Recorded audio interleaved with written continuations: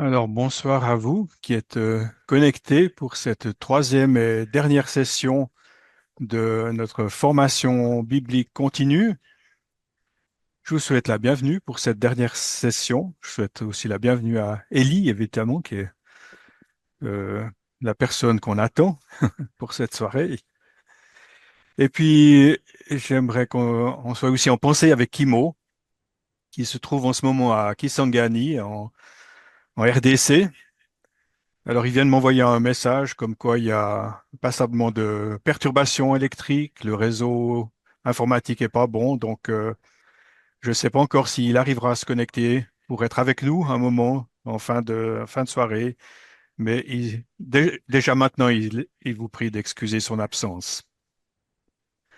Donc, comme je l'ai dit, c'est ce soir la dernière session sur ce cours concernant l'interprétation de la Bible. Élie nous a donné déjà quelques principes qui peuvent nous aider à lire la Bible.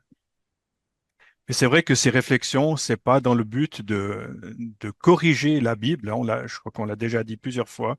Cette parole de Dieu qui nous vient directement de Dieu, celle-là, elle est sainte, elle est parfaite.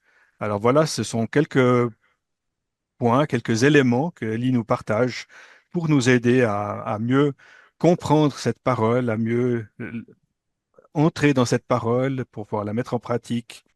Le Saint-Esprit puisse ainsi éclairer la lecture que l'on fait de la parole de Dieu. Alors avant de passer la parole à Élie pour ce cours, je vous propose d'introduire ce moment par la prière. Notre Dieu, notre Père, nous voulons te remercier pour ces moyens de nous connecter ensemble à distance pour suivre ce cours, te remercier de ce que tu nous permets de découvrir pour nous aider dans une meilleure connaissance de ta parole, une meilleure connaissance de ce que tu veux nous dire pour que nous puissions mieux la mettre en pratique dans notre marche quotidienne. Aux frères et sœurs africains qui n'ont pas les mêmes facilités que nous pour se connecter, qui sont souvent interrompus durant la soirée, qui doivent se reconnecter à de nombreuses reprises pour arriver à maintenir ce- le suivi de cette formation, que tu les aides, que tu les accompagnes dans ces difficultés. Nous te prions, Seigneur, que tu accompagnes aussi Élie dans cette soirée, que nous puissions tous bénéficier de son expérience et que cela puisse nous soutenir et nous fortifier dans notre marche chrétienne. Alors nous te remettons toute cette soirée dans ces problèmes que les uns et les autres peuvent expérimenter. Nous pensons en particulier à Kimo, afin que tu l'accompagnes, le protèges, le soutiennes aussi dans son service et lui accordes cette sécurité aussi dans ce lieu, dans cette ville où on sont présents, que tu le bénisses ainsi dans tout son travail. Et nous te remettons ainsi la fin de son séjour en RDC. Merci de bénir cette soirée, de bénir Élie, de le fortifier, de l'accompagner par ton esprit, que ton nom soit ainsi magnifié au travers de cette formation. Et c'est au nom du Seigneur Jésus que nous te demandons ces choses. Amen. Alors, merci et bonsoir à chacun. C'est une joie de se retrouver, même si on ne se voit pas, mais se retrouver pour ensemble ouvrir la parole de Dieu, en fin de compte, hein. Même si ce n'est pas l'étude d'un passage particulier, c'est quand même ouvrir la parole pour essayer de mieux la comprendre.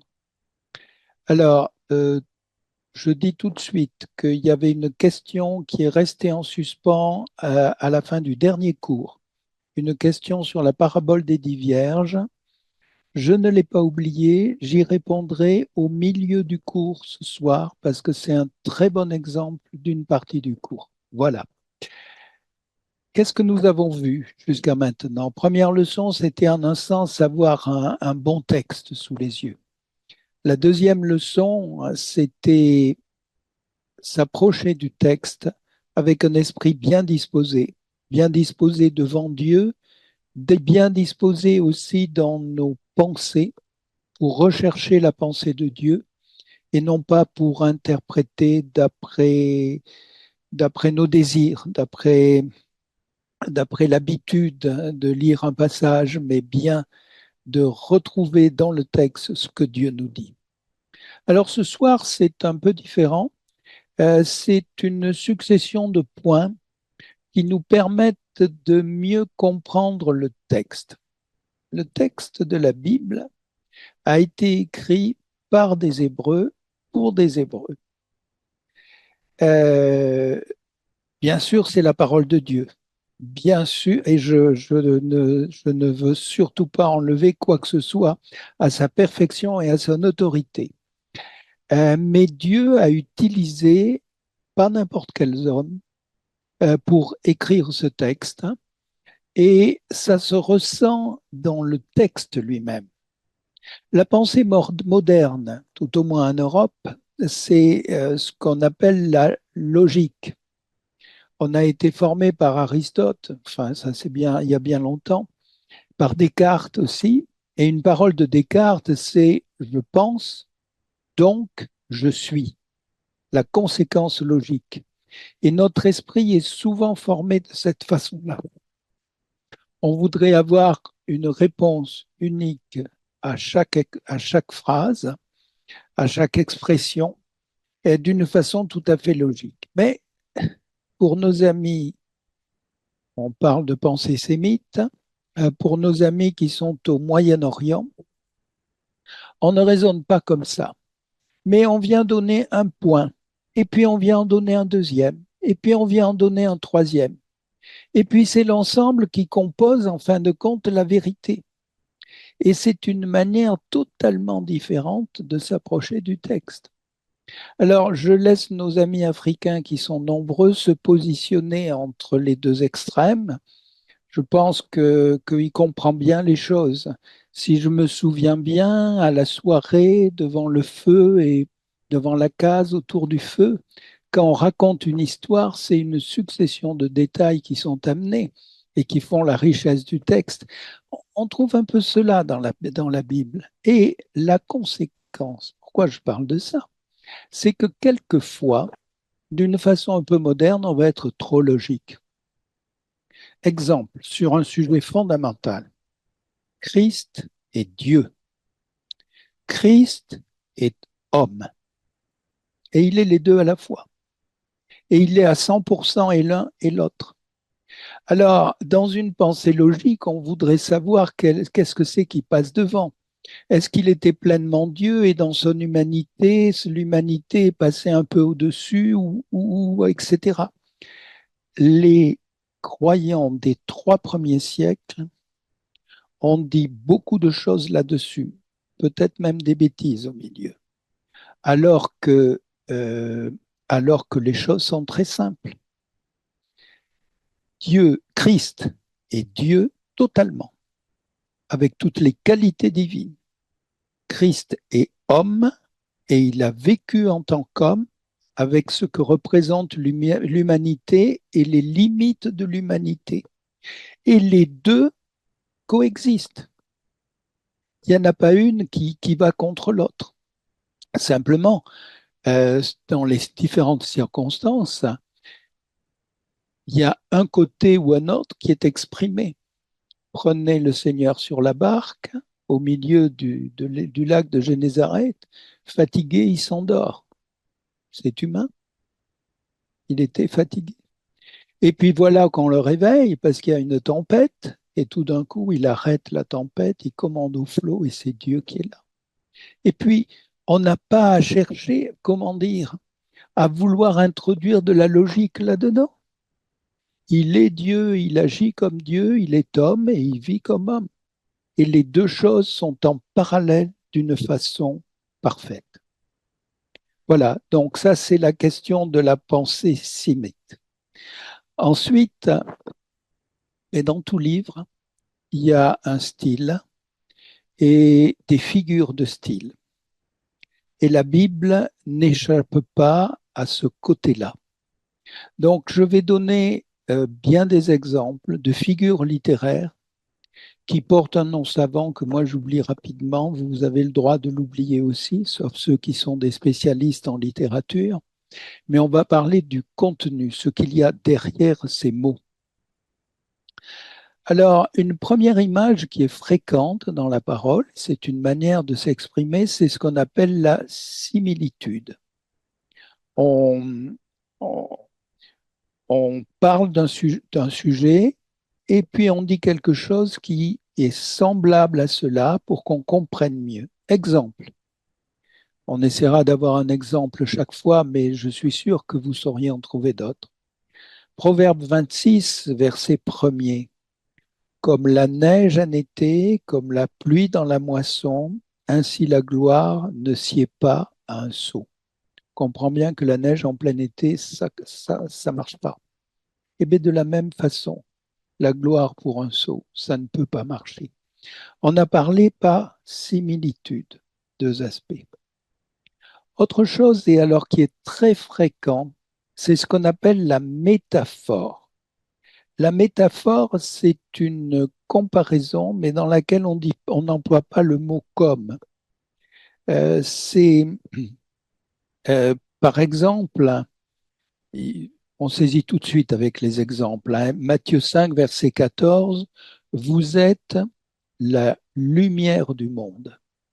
On comprend très bien qu'on n'est pas composé de photons, qu'on ne devient pas un rayon lumineux. Mais il y a cette image de la lumière qui apporte de bonnes choses au loin et d'une belle façon. Et on comprend tout de suite que le chrétien peut avoir un témoignage, j'allais dire lumineux, qui correspond à cette image de la lumière, la métaphore. Un autre exemple, l'Éternel est mon berger. Alors la citation, c'est facile, c'est le psaume 23, verset 1. On comprend bien que le Seigneur s'est pas occupé de brebis dans un pré, mais son service envers nous, la manière de prendre soin de chacun de nous, alors là, oui, vraiment, il a eu un service de berger. Et vous voyez, c'est donc la métaphore qui est là, c'est l'image qui est employée pour nous faire saisir les choses bien mieux qu'un discours. Et je suis sûr que dans votre manière de parler, vous utilisez souvent des métaphores. Une autre, Jean 10, je suis la porte des brebis. Alors bien sûr, le Seigneur n'a rien dans son physique qui rappelle une porte, mais d'un point de vue spirituel, oui, oui, on doit passer par lui pour aller à la vie, pour être béni par lui. Similitude, métaphore, quelque chose de un peu plus compliqué pour moi, mais enfin, voilà, c'est ce qu'on appelle la métonymie. Un mot à la place d'un autre pour parce qu'il y a comme un, c'est pas un jeu de mots, mais c'est un jeu d'idées entre les deux. Et je prends des exemples. Le soleil sera changé en ténèbres. Alors, c'est bon, c'est dit tout à fait, c'est Joël chapitre 2, et je pense qu'il serait intéressant de voir l'application prophétique de ce que Dieu a annoncé ici. Mais le sujet pour l'instant, c'est de dire, vous voyez, la parole s'exprime par des mots qui sont opposés ou qui prennent un autre sens. Autre exemple, Luc 16, dans la bouche du Seigneur, il dit, ils ont Moïse et les prophètes. Moïse et les prophètes, c'est pas de même nature. Moïse, c'est un homme, et puis les prophètes, c'est les prophètes dont on a le texte, Ésaïe, Jérémie, Ézéchiel, Daniel, etc. Oui, mais Moïse, le nom de Moïse est employé pour désigner les 5 livres de Moïse. Et il y a comme un raccourci là euh, pour, euh, pour faire passer une idée. Un autre exemple, c'est dans la première de Jean, au chapitre 1er, si nous marchons dans la lumière comme lui-même est dans la lumière. Alors, il n'est pas question de prendre une lampe torche pour marcher. Il faut en avoir besoin, mais c'est une autre histoire. Dans le texte, c'est quoi? C'est marcher là où il y a la justice, là où les choses sont droites devant Dieu, là où il y a la lumière de Dieu, avoir une marque qui correspond. Je pense que chacun, vous comprenez bien ces images. Mais c'est une façon de s'exprimer qu'on trouve tout au long de l'écriture. Et quand on est conscient de ces images, alors ça nous permet d'aller à l'essentiel. Marcher dans la lumière, on parlera tout de suite de cette marche dans la justice. Quand on prend le texte Je suis la porte des brebis, on va tout de suite inviter quelqu'un à franchir cette porte pour connaître Jésus-Christ. Voilà comment la richesse du texte passe au travers de ces images et ça réjouit nos cœurs de saisir le texte avec tout cela. Alors, une autre image qui porte un nom qu'on n'utilise pas tous les jours, hein, c'est la synecdoque. Synecdoque. On parle d'une partie pour désigner la totalité. Je crois que le mieux, c'est de prendre l'exemple qui est donné. C'est Jacob qui dit à ses enfants qui étaient un peu pénibles, hein, vous ferez descendre mes cheveux blancs dans la tombe. Jacob n'a jamais voulu dire que seulement qu'il avait une perruque et que c'était la perruque qui allait descendre qu'on allait mettre dans une tombe. Non, c'est lui avec ses cheveux. Mais on a parlé d'une partie du corps et ça désignait le corps tout entier. Alors ne nous étonnons pas quand il y a ces formes un peu particulières, j'allais dire, l'agilité d'esprit que Dieu nous a donnée hein, pour saisir la force de ces passages. Et on voit ici que la Bible n'est pas un texte plat sur lequel on va s'endormir lors de la lecture en public. Hein. C'est pas du tout ça. Il y a vraiment une richesse du texte qui nous fait du bien, qui nous réjouit. Une autre synecdoque dans le psaume 16, ma chair reposera en assurance, car tu n'abandonneras pas mon âme au Sheol. Alors il est question ici de Christ dans sa mort et sa résurrection, la chair qui repose en assurance. Mais la mort de Christ, c'est pas que la mort du corps. La mort de Christ, c'est tout son être qui est passé au-delà et pour se trouver dans la présence du Père. Voilà. 1 Corinthiens, chapitre 11, verset 27, quiconque mange le pain ou boit la coupe du Seigneur, je pense que le dimanche, personne d'entre nous n'a pensé à aller saisir tout le pain sur la table pour le manger entièrement. De même, si nous avons une coupe du fruit de la vigne qui est là pour l'assembler, personne n'a voulu aller la boire entièrement. Hein. Mais voilà, c'est une manière de parler, on en est conscient dans le texte et ça nous aide bien. Alors une autre chose qui apparaît assez facilement aussi, c'est l'ironie. Hein, c'est dire un peu le contraire de ce qu'on veut dire hein, pour faire réagir les gens, parce que ça devient absurde. Job, chapitre 12, verset 2.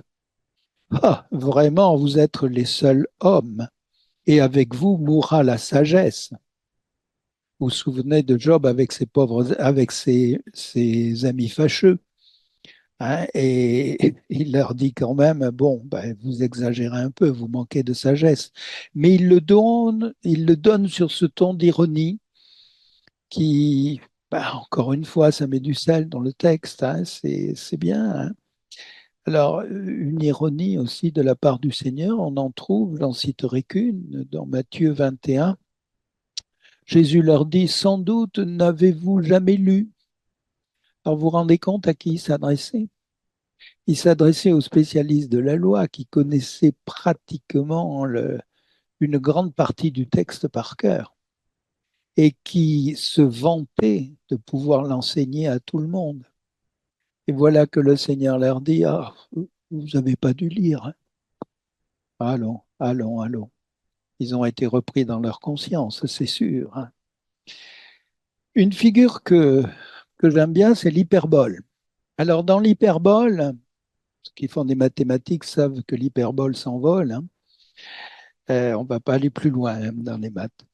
Mais on va exagérer quelque chose, augmenter ou diminuer excessivement la vérité pour que ça produise davantage d'impression.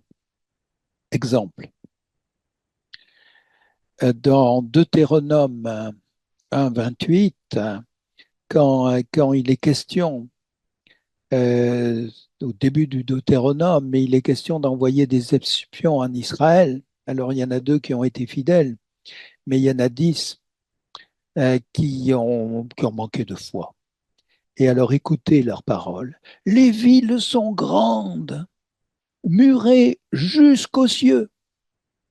Alors je suis sûr que c'était pas des gratte-ciel de maintenant, mais voilà, on a exagéré pour produire plus d'effets. C'était une hyperbole.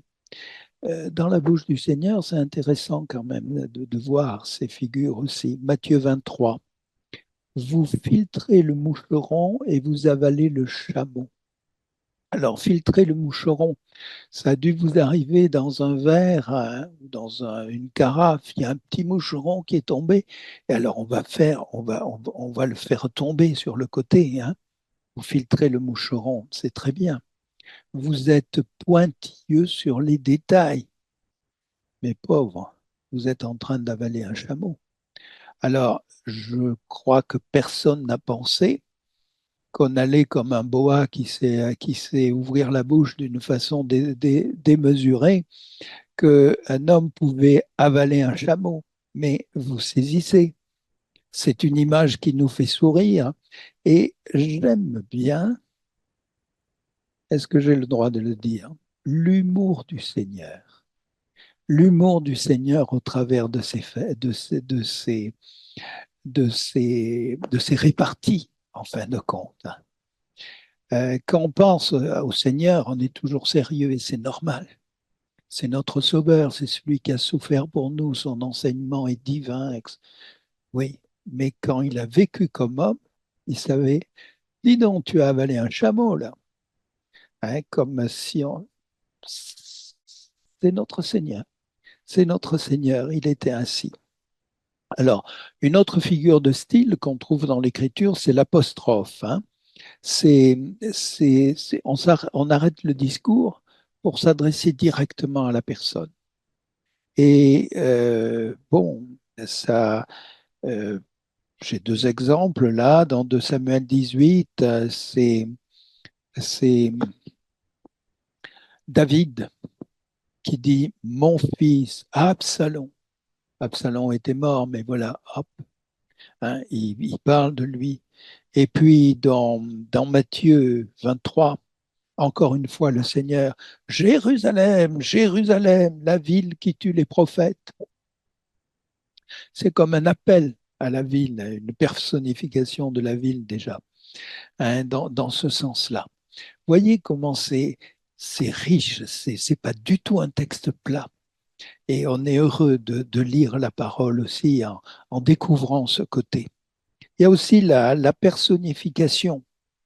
Euh, la personnification euh, qui laisse supposer que des choses inanimées sont comme une personne. Alors ça, il y en a pas mal de passages, hein. Je vous les laisse les découvrir. Je vous en donne un. Dans Ésaïe 55, les montagnes et les collines éclateront devant vous en chants de triomphe. Tous les arbres des champs battront des mains. Hein, quelle image, euh, oui, d'une joie extrême à laquelle la nature s'associe.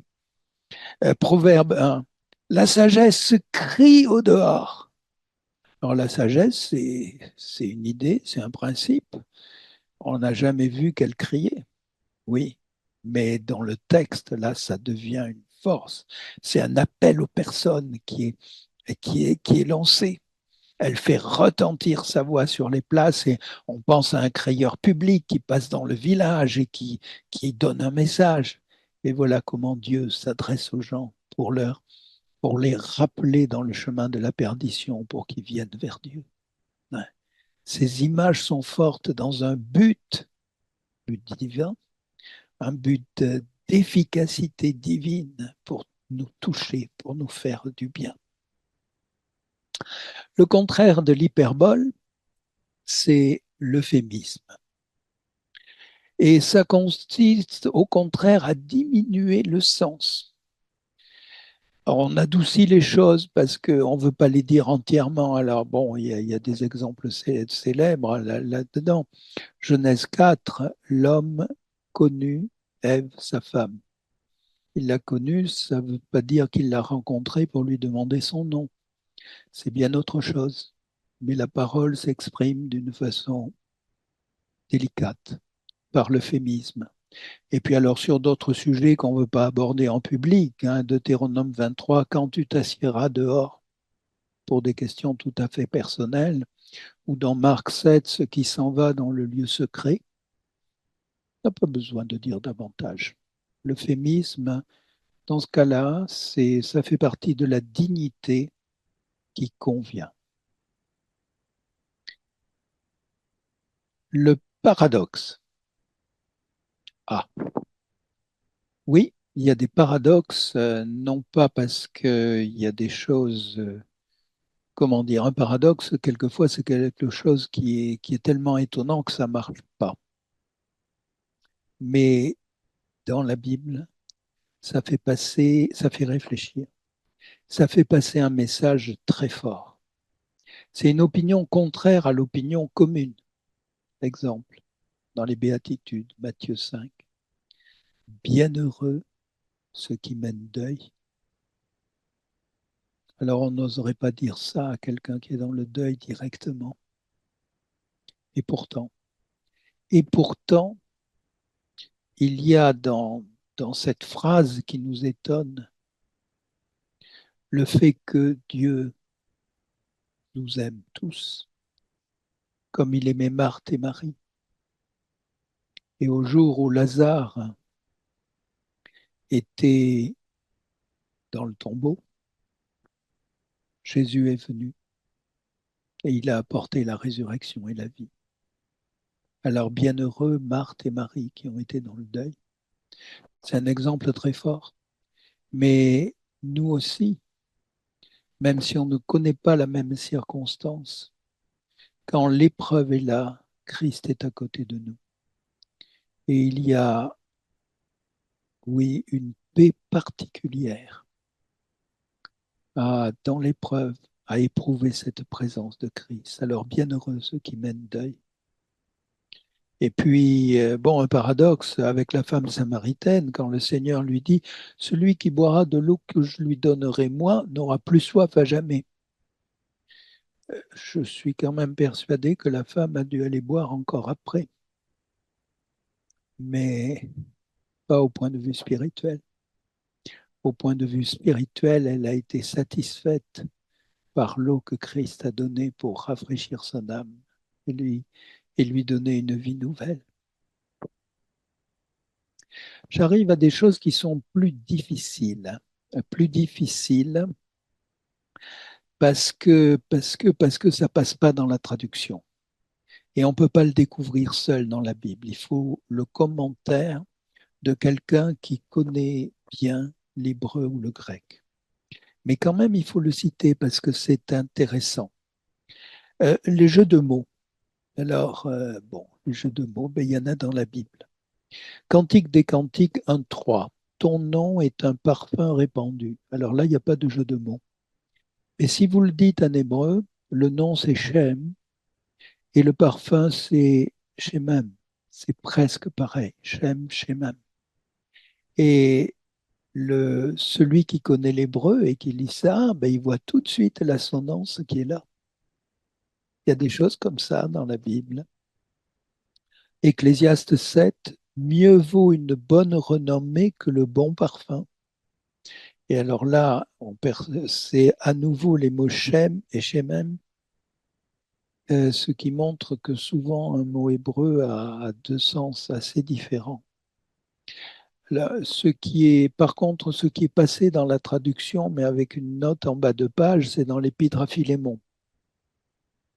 Onésime qui t'a été autrefois inutile. Et si on le mettait en français, en traduisant le nom d'Onésime, il faudrait dire utile qui t'a été autrefois inutile, parce qu'onésime veut dire utile.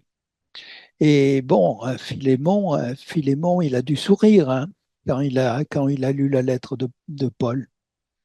Il a dû sourire à cette phrase et ça l'a peut-être un peu détendu parce que c'était pas simple d'accueillir un esclave fuyard qui sans doute lui avait dérobé quelque chose avant de partir. Voilà, il allait avoir quelqu'un d'utile. C'est, moi j'aime voir les, les rédacteurs du texte biblique qui ont rédigé sous l'inspiration divine d'une façon parfaite. Mais en même temps, la sagesse de Dieu a permis qu'il y ait un aspect humain. Et on le voit dans ces jeux de mots, dans ces manières de parler qui sollicitent notre esprit, comme tout à l'heure avec le paradoxe. Alors, il y a maintenant ce qu'on appelle les idiotismes hébraïques. Un idiotisme, c'est quelque chose qui n'existe que dans une langue, une manière de dire, une manière de parler. Bon, en français, ceux qui veulent traduire le français ont toujours un problème avec ça, c'est des phrases, des petits bouts de phrases comme il y a. Il y a, vous ne trouvez pas l'équivalent dans beaucoup de langues. Ça, c'est un français typique. Et en hébreu, il y a une manière de s'exprimer qui nous surprend. Je vais prendre des exemples. On emploie un absolu pour un relatif. Proverbe 8, verset 10. Recevez mon instruction et non pas de l'argent. Alors le texte est clair, hein? Il ne faut pas recevoir d'argent.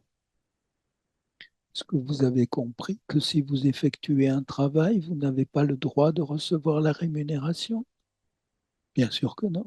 Enfin, bien sûr que oui, on a le droit de recevoir une juste rémunération. Ce verset ne le contredit pas.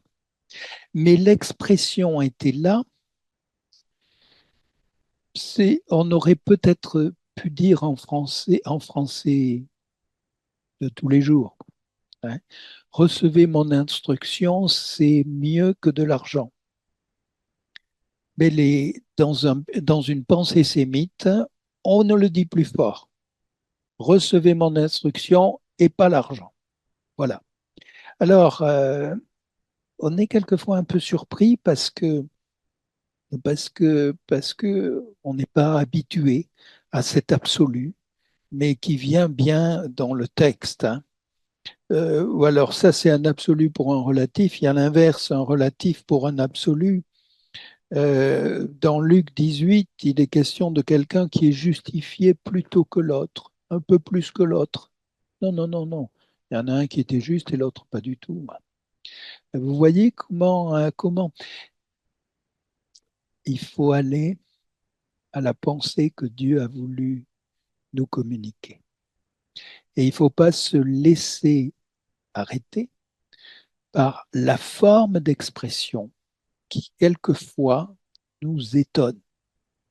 Je veux signaler, oui, ça va, j'ai le temps. Je veux signaler d'autres exemples. La question de la filiation. Alors ça se trouve dans d'autres langues, mais quand même, il faut l'avoir noté. Fils, il y a vraiment deux sens différents. Soit c'est une relation, c'est quelqu'un qui est un descendant d'eux. Un juif aujourd'hui se dira fils d'Abraham. Il y a quand même pas mal de générations entre les deux, hein. Mais le mot fils a ce sens-là. Mais par exemple, quand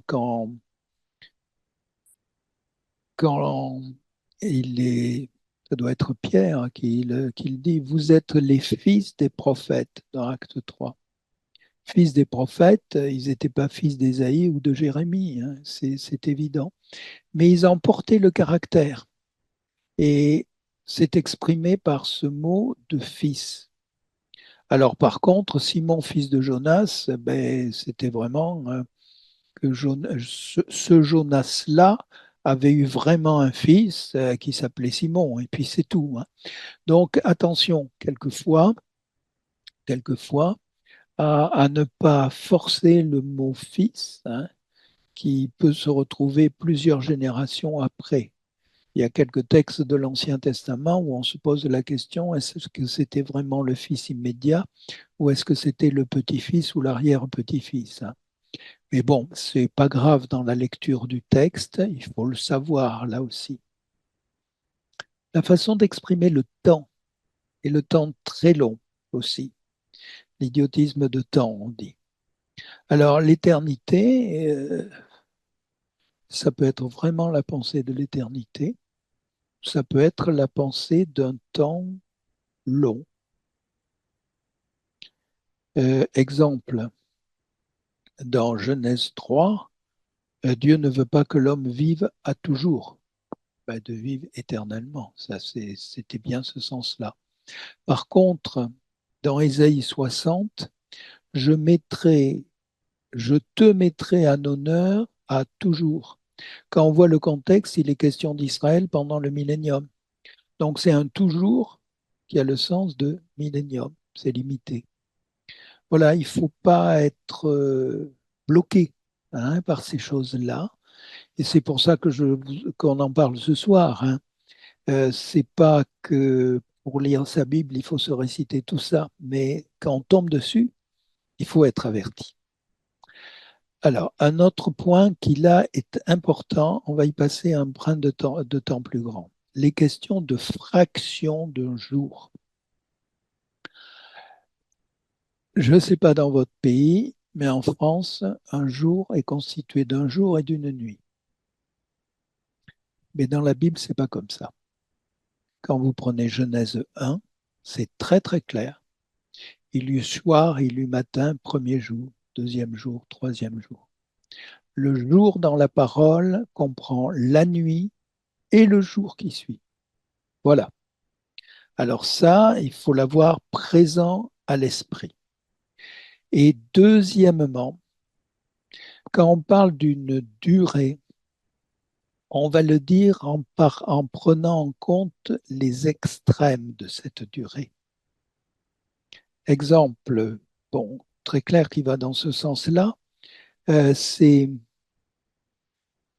c'est c'est dans un, un roi 12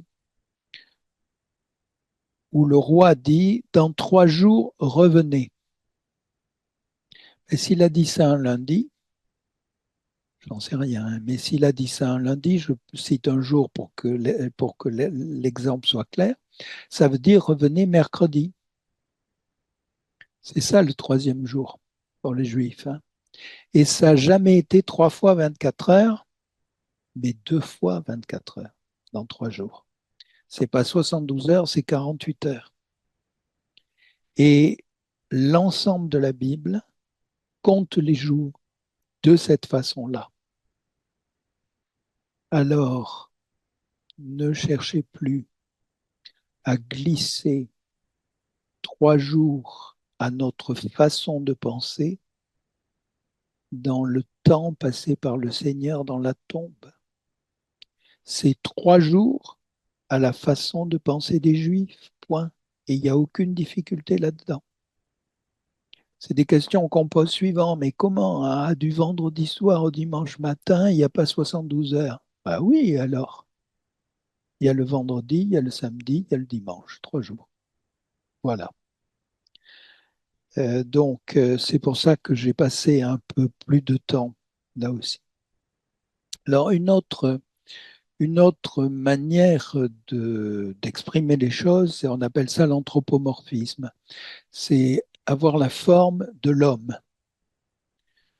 Je pense que personne n'est surpris quand on rencontre cette forme, mais c'est quand même une manière de parler parce que c'est pas la réalité de nos mots, c'est autre chose. Quand il est question du doigt de Dieu, Exode 8, 19, quand il est question dans le psaume 32, les yeux du Seigneur. Il n'est pas question des doigts d'une main. Il n'est pas question d'un œil qui vous regarde comme j'essaie de regarder vers vous aujourd'hui, même si je n'arrive pas à vous voir. Hein. Mais on comprend très bien que, comment dire, on fait passer encore une idée de cette façon-là. S'il y a le doigt de Dieu, c'est que Dieu est là tout près et qui peut agir comme vous pouvez agir en appuyant une touche de l'ordinateur ou je ne sais pas quoi. Hein. De la même façon, si le doigt de Dieu est là, il intervient ou il peut intervenir. Et si l'œil du Seigneur est là, et il voit où j'en ai, où j'en suis, il peut m'aider. C'est sa présence. Il me surveille. Peut-être que ça peut toucher ma conscience, mais peut-être aussi que ça peut réconforter mon cœur. Et je pense que, comment dire, quiconque est habitué à lire la parole n'a aucun problème avec ces expressions. Mais quand on en parle, on prend conscience qu'elles ont une forme tout à fait particulière. Alors, une autre façon de parler, mais ça passe pas toujours bien dans la traduction, c'est ce qu'on appelle l'ellipse. On fait sauter des mots dans la phrase. Et le traducteur, quelquefois, est obligé de les mettre entre crochets et de rajouter des mots entre crochets pour que ça devienne une phrase bien dans notre langue. Hein. Acte 18, il y a cette expression, moi je suis net, mais le je suis n'est pas dans le texte. Et on, on a aussi quelque chose qui se rapproche de ça quand le Seigneur dit je suis. Il dit quelquefois je le suis dans la traduction, mais dans l'original, c'est seulement je suis. Et cela nous fait penser à l'Éternel, à celui qui est de tout temps. Alors, oui, maintenant, une question qui est quand même très importante, la question des types. Un type, c'est, dans le sens biblique du mot, hein, un type, c'est une image de quelque chose qui est abstrait, qu'on va comprendre au travers de cette image. Et le type biblique a vraiment beaucoup de force pour exprimer beaucoup de choses. Et c'est pour ça que c'est intéressant. Alors l'idée du type, par exemple, on peut dire que Judas est le type du traître. Bon, ça d'accord. Mais ce qui nous intéresse, c'est souvent dans l'Ancien Testament, un objet, enfin, un objet, c'est une personne, c'est le plus souvent, qui va évoquer pour nous la personne de Christ. Alors, il y a 3 niveaux de type et il faut être quand même conscient du niveau auquel on se situe. Le premier type, c'est celui qui est expliqué comme un type par la parole. Exemple, quand nous lisons en 1 Corinthiens 5, notre Pâque, Christ a été sacrifié. C'est vraiment l'image de la Pâque, enfin, c'était une réalité, mais ce qu'est la Pâque représente ce qu'est Christ pour nous. Et Christ pour nous est comme l'agneau de la Pâque. On le comprend bien. Et on va aller voir les détails de ce type, les détails de la Pâque. Ah, l'agneau, il fallait le prendre à l'avance. Christ a été préconnu. L'agneau devait être parfait, sans défaut. Christ était sans défaut. Le sang devait être mis au-dessus. Et c'est le sang de Christ qui nous couvre aux yeux de Dieu. Dans la Pâque, le jour de la Pâque en Égypte, Dieu a dit, je verrai le sang et je passerai au-dessus. Et nous sommes couverts par le sang de Christ. Dieu ne voit plus notre péché, mais il voit le sang de Christ et l'affaire est réglée. Vous voyez, le type là est désigné, expliqué par la parole. Et je n'ai pas à me torturer les esprits pour savoir l'esprit pour savoir s'il y a un type ou s'il n'y en a pas. Hein. C'est la parole qui le dit. Et je me réjouis en revenant à l'image ancienne de voir des détails qui enrichissent ma compréhension de la réalité aujourd'hui qui est en Christ. C'est ça la force du type. On avance dans quelque chose qu'on aurait eu peut-être de la peine à exprimer d'une façon avec des mots abstraits et qui deviennent par cette image d'une force, d'une précision, d'une richesse extraordinaire. Alors, c'est super quand on trouve des types. Donc, le premier, c'est celui qui est expliqué par la parole. Là, on y va sans hésiter et on va être enrichi par cette étude. Deuxième type, c'est celui qui est suggéré par la parole. Alors, question. Tiens, réfléchissez un peu. Est-ce que Joseph est un type du Seigneur? Ah, pourquoi pas? C'est lui qui a été le sauveur de ses frères. Oui. Mais vous ne trouvez pas, comme pour la Pâque, un verset qui dit Joseph représente le Seigneur pour nous. Vous trouvez quand même quelque chose qui va vous aider à être sûr de vous.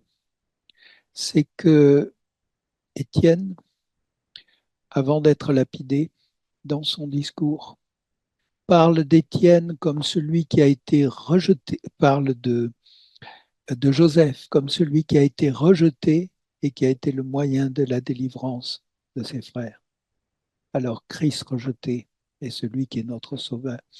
Donc vous voyez, ça devient clair, ça devient sûr comme interprétation, mais on avance un peu plus doucement parce qu'on n'a pas eu un verset pour nous dire d'avance que c'était un type. OK? Alors il y a le troisième type, c'est que on peut penser que, mais on ne trouve pas dans l'Écriture un texte qui dit c'est l'image de cela.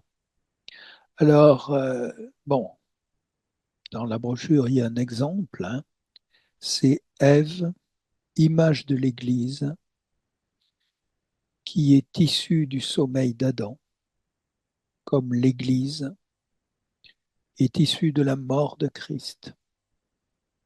Et l'Église est présentée comme l'épouse de Christ.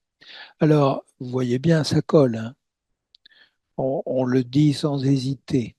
Mais enfin, on est plus prudent parce que c'est nos pensées qui nous conduisent là.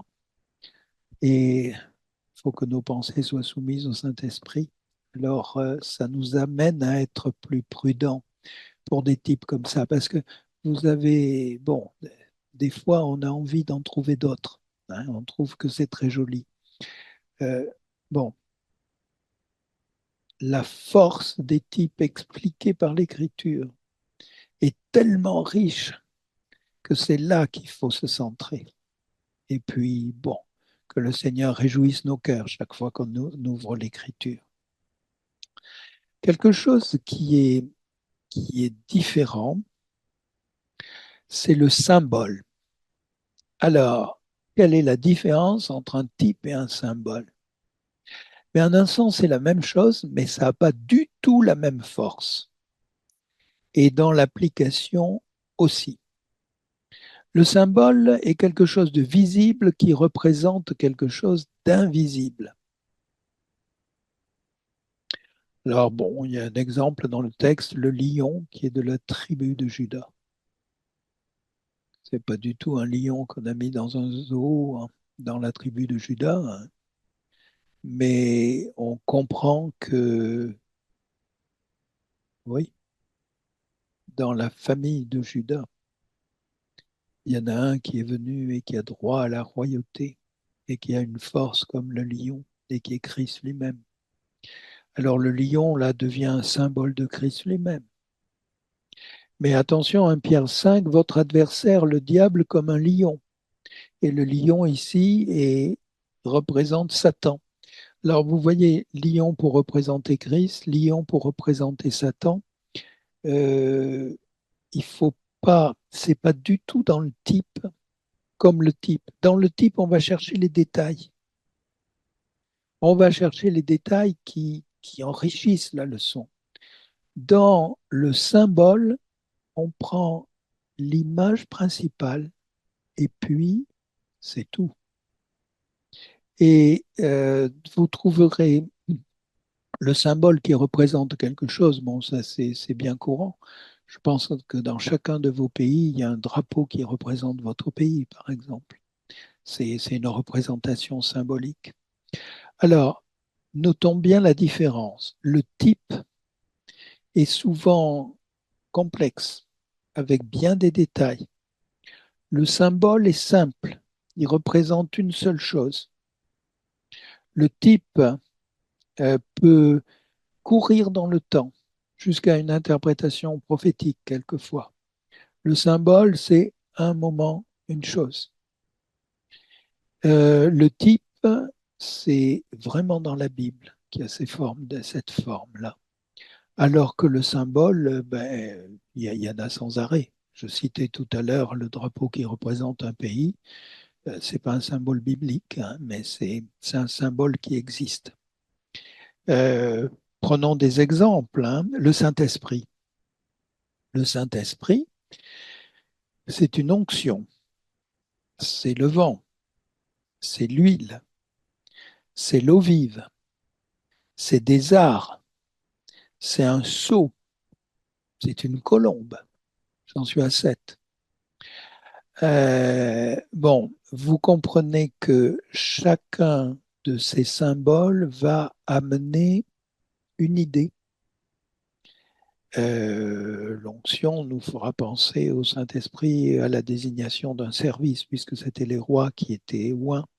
Le vent, ben, un effet, le vent est invisible, mais il a quand même un effet. Et le Saint-Esprit, il rend le chrétien comme ça, hein, et il agit.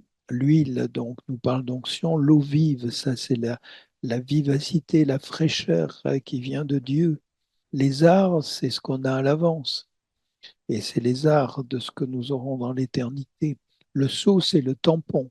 Hein, j'appartiens. Je mets un sceau sur ce qui m'appartient. Bon, enfin, moi, je mets une étiquette autocollante, mais euh, la, la chose noble que l'on peut faire, c'est mettre un sceau et sur ce qu'on possède. Et Christ, et Dieu met son sceau sur nous parce que nous sommes enfants de Dieu, on lui appartient. La colombe, il y a la douceur. Voilà. Donc, les symboles. Alors, parmi les symboles, il y a les nombres. Les nombres, et je vais proposer la pause juste après cela. Il y a une signification symbolique, mais il faut quand même pas tomber. Il y en a qui ont écrit des livres et des livres sur la signification des nombres dans la Bible. Je me permets d'être prudent par rapport à cela. Par contre, il est évident que, un, nous parle du seul Dieu, de l'unité divine.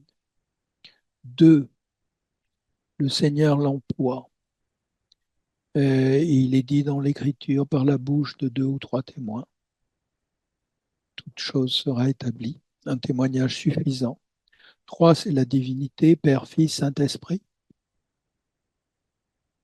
5, bah écoutez, moi j'ai 5 doigts à chaque main. C'est l'homme qui est comme ça. Ouais. Et c'est ce qui touche l'homme. 6, par contre, c'est bon, c'est un peu au-dessus, et c'est Satan. Par contre, au-dessus du 6, il y a le 7, et c'est la perfection qui appartient à Dieu.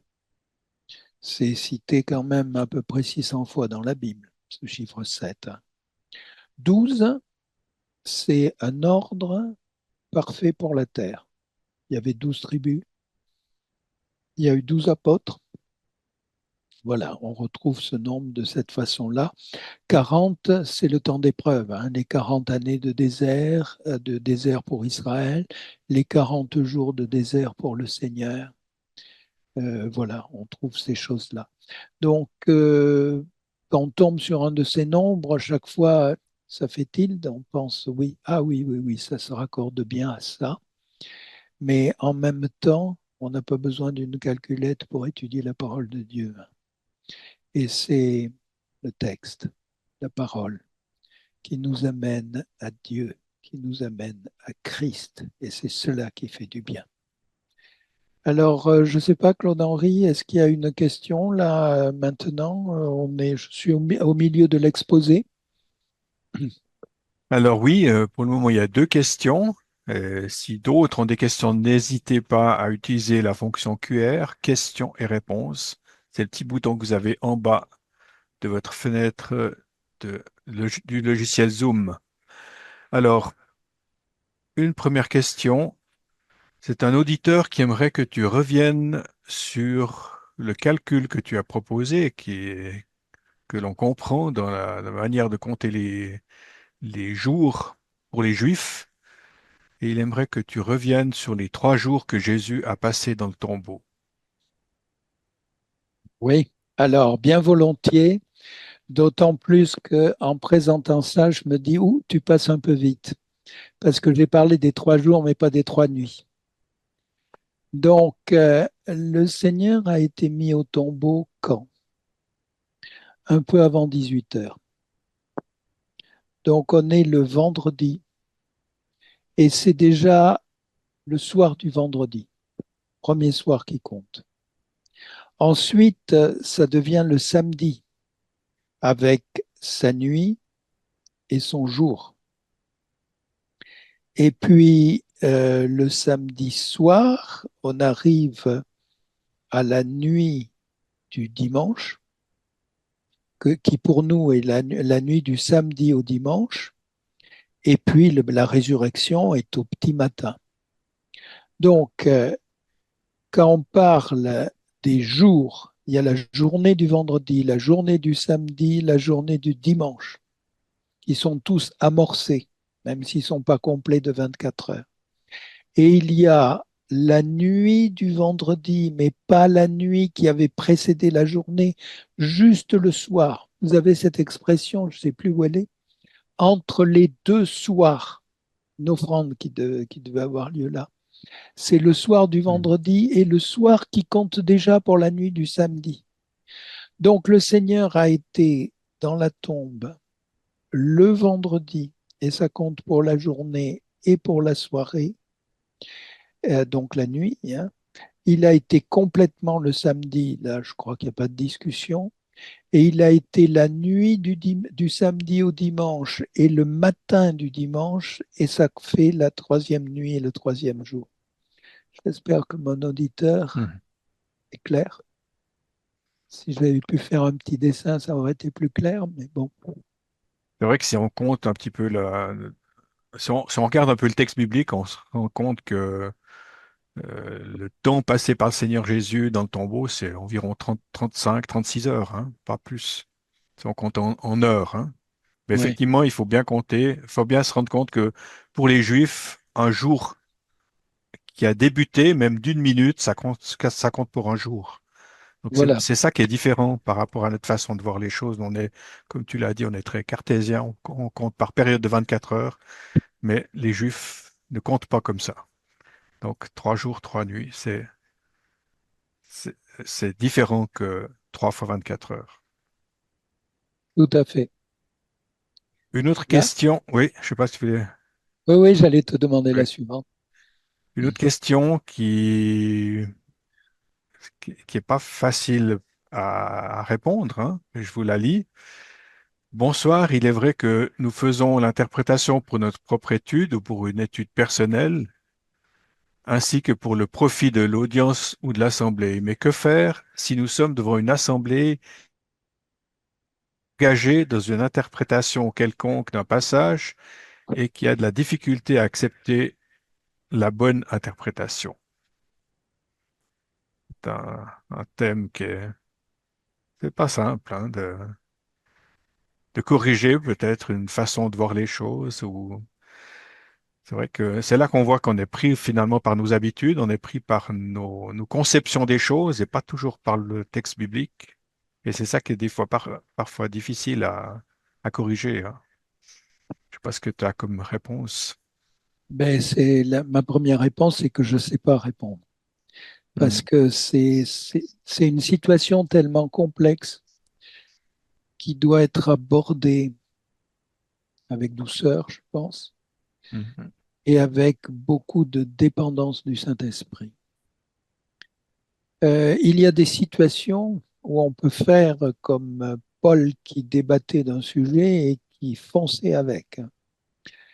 Il y a des circonstances où on peut le faire. Par contre, quand on vit vraiment dans un groupe hein, où il y a un problème de fausse doctrine, on ne peut pas tout casser, hein, ça serait totalement déplacé. Je pense que une attitude qui montre le respect de l'écriture personnellement, une attitude qui sait saisir des occasions de dire avec douceur les choses, ça peut convaincre. Mais c'est pas l'opposition qui convainc. mhm, L'opposition, c'est la force de l'homme. Ce qui convainc, c'est le travail de l'esprit dans les cœurs. mhm, Paul avait quand même ce côté extraordinaire qui se glorifiait dans ses infirmités afin que la puissance soit de Christ. On a quelquefois envie d'être un tribun puissant. mhm, C'est pas comme ça que ça marche le mieux. Quand vous donnez un message, si on voit que l'homme est faible, mais que la parole est puissante, c'est là que ça agit. mhm, Et c'est toute la difficulté de présenter quand même ce que dit l'Écriture d'une façon mesurée, avec douceur, mhm, mais voilà, en laissant, en laissant le texte. C'est pas moi, je vous dis que c'est comme ça. Non. mhm. On m'a raconté l'histoire d'une sœur âgée, simple, qui a reçu la visite d'un témoin de Jéhovah chez elle. Alors, bon, c'était un homme qui savait faire, qui avait des arguments. Donc, il expliquait, il expliquait. Puis, au bout d'un moment, cette sœur disait, écoutez, j'ai pas très bien compris ce que vous m'avez dit, mais moi, je crois ce verset. Et dans la conversation, ça a eu lieu trois ou quatre fois, ça. Je crois ce verset, c'est tout. Oui, mais quelques années après, le témoin de Jéhovah en question était dans les assemblées, parce qu'il s'est posé des questions avec l'Écriture. Et c'est l'Écriture qui peut agir pour convaincre. Mhm. Alors, j'ai peut-être pas répondu, cher Mhm. frère, hein, qui était dans cette difficulté. Bon, on y est tous un peu d'une certaine façon, parce qu'on rencontre toujours, ici et là, une doctrine qu'on ne peut pas partager, mais que Dieu nous donne de construire, d'agir par son esprit et de donner l'écriture d'une façon qui montre que c'est l'écriture avec sa propre puissance. Merci. Une question sur les chiffres, sur la numérologie. Nous avons entendu souvent dire que si c'est le nombre de l'homme, parce que l'homme a été créé le sixième jour et que la bête, avec le chiffre 666, est aussi un homme, peut-on dire que ceux qui enseignent comme ça sont dans l'erreur? Est-il correct de chercher le nombre de fois que quelque chose est répété dans la Bible pour dire que ce nombre pourrait représenter, euh, pour être important selon la pensée biblique? Est-ce qu'il n'y Bon, a pas des limites, disons, à l'interprétation des chiffres, finalement? Je pense que c'est oh, peut-être alors ça que ça, notre ça, frère veut dire, hein. ça, tout à fait. Moi, 6, je le rattache à Satan, hein. Et 666, c'est l'Antichrist, je veux bien, mais c'est une puissance satanique, hein. Et c'est pour ça qu'il y a le 6 qui revient autant avec lui, hein. Mhm. Le 6, c'est satanique, hein, pour moi, hein. Bon. euh, compter le nombre de fois où un mot se trouve dans l'écriture, ben, ça peut être intéressant, mais ça donne pas une doctrine, ça donne pas Mhm. un enseignement particulier. Euh, bon, c'est vrai, je peux vous dire que dans les quatre évangiles, on trouve 12 fois que le Seigneur a été ému de compassion. Alors, si ça peut vous inciter à lire les 12 passages parce que ça nourrit le cœur, ça fait du bien, très bien. Mais je ne verrai pas de signification à ce chiffre. Mhm. On a la même chose quand il est question de la piété aussi dans Pierre, la Mhm. première de Pierre. Mais il faut le regarder en grec parce que dans les traductions, ça passe pas partout. Enfin bon, c'est des détails, ça. Non, j'ai trouvé que les chiffres ne donnaient pas un enseignement direct. Mhm. Les chiffres font partie d'une harmonie des choses, d'une harmonie divine. Dieu l'a prévu ainsi. Mais pour moi, ça ne va pas plus loin. Mhm. C'est vrai que de mettre trop d'importance sur les chiffres, ça peut inciter quelqu'un à se sentir supérieur aux autres parce qu'il a, selon lui, découvert une certaine connaissance, hein. Ouais. C'est de Ah, vouloir chercher un sens à la parole qui serait caché euh, au commun des mortels. Et on tombe vite dans des situations sectaires quand on avance dans cette direction-là. tout à fait. Une question concernant les genres littéraires. Est-ce qu'il faut toujours tenir compte des genres littéraires dans l'interprétation biblique? Si oui, et ceux et celles qui n'ont une formation avancée, qui font l'œuvre du Seigneur, qu'arrive-t-il par rapport à ces genres littéraires? En fait, dans quelle mesure est-ce que ces genres littéraires euh, doivent nous mettre en garde dans l'interprétation biblique, en fait? Bah, Parce- moi, je dirais presque l'inverse, hein. C'est que je lis le texte. Et puis, si je suis étonné par une forme littéraire, ouais, ça arrive quand même, hein. Mhm, Quand on tombe sur un paradoxe ou des choses comme ça, je me dis, ah oui, c'est vrai, c'est leur manière de parler. mhm, Voilà, mais c'est dans ce sens-là. Je crois que vouloir faire une analyse littéraire de la parole, c'est pas ça. Pour moi, la parole, mhm, ça, c'est sa puissance morale et mhm. c'est l'action de l'Esprit de Dieu par la parole, hein. Méfions-nous. Bon, il faut aider l'intelligence que Dieu nous a donnée au travers d'explications, mais c'est pas l'étude, oui, intellectuelle Mhm. qui nous fera beaucoup avancer, hein. J'espère qu'on ne fera pas trop de méditation avec l'intelligence artificielle. Et c'est vrai que tu vas revenir, je pense, dans la dernière heure sur la parabole des 10 vierges. Tout à Et fait. ça, c'est un exemple typique de ne pas utiliser cette parabole par rapport à une explication de l'œuvre du Saint-Esprit. Ouais. Je pense que oui, il y a des choses auxquelles on doit faire attention, sinon ça nous fait partir un petit peu dans des directions qui sont pas bibliques. Après, ce qui peut nous aider, c'est voir ce qu'un texte nous dit, puis le comparer avec d'autres textes dans la parole de Dieu, puis voir si ce qu'on a compris est juste, en fait. Hmm. Et ça peut nous aider aussi à contrebalancer ces difficultés qu'on peut retrouver par rapport au genre littéraire. Voilà, si on fait une petite pause, j'attaque après la pause avec les Oui, paraboles. Lily, on te laisse continuer, puis on OK, prendra les questions à la fin de cette parfait. dernière heure. Alors, j'ai promis de parler des paraboles. Parabola, ça veut dire ressemblance. Et la parabole, c'est une histoire où il y a des ressemblances et on va comprendre rapidement une leçon. Alors, quand on regarde une parabole, quand on la lit, il faut faire attention peut-être au contexte, pourquoi elle a été introduite là. parce qu'il y avait une situation particulière. Puis il y a le déroulé de la parabole. Et en général, à la fin, le verset le plus important qui donne la leçon spirituelle. La leçon spirituelle. C'est pas du tout un type de l'Ancien Testament où on va chercher les détails pour enrichir et tirer beaucoup de conséquences. La parabole donne une leçon.